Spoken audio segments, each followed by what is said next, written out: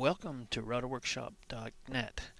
Today what we're going to talk about is the making of a chip break. Now if you remember on our last router tip, what we were doing is we were talking about the notches on the 3/8 inch rabbiting bit, and today what we're going to do is we put an added measure in, and what this added measure is it will take away that notches that you're making on your pieces. So on that one side where you're having that trouble and you're getting the tear out, this is the method in which you can make both edges that are on the table and the edges that are on the fence to be clean and free of any kind of notches or nicks or anything like that.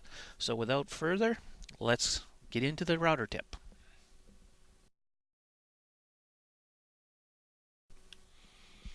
Step one to making a chip break is to clamp the outfeed onto the table, hold it in place for this simple fence.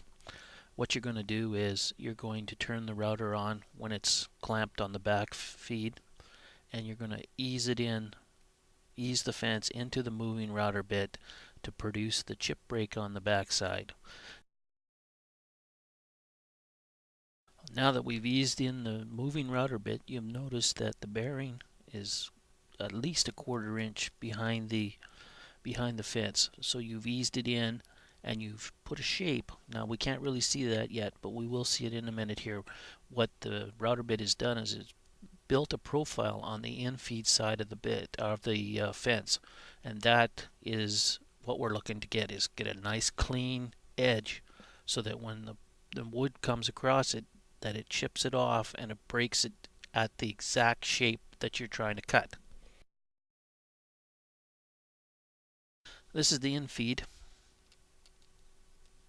and this is the out-feed. And we've got ourselves a nice clean cut that's to the exact profile of that router bit. Now that's what I call the chip break. Now when the router runs in this direction around, what it's going to do is it's going to rub up against the fence and it's going to break the material off exactly at that shape.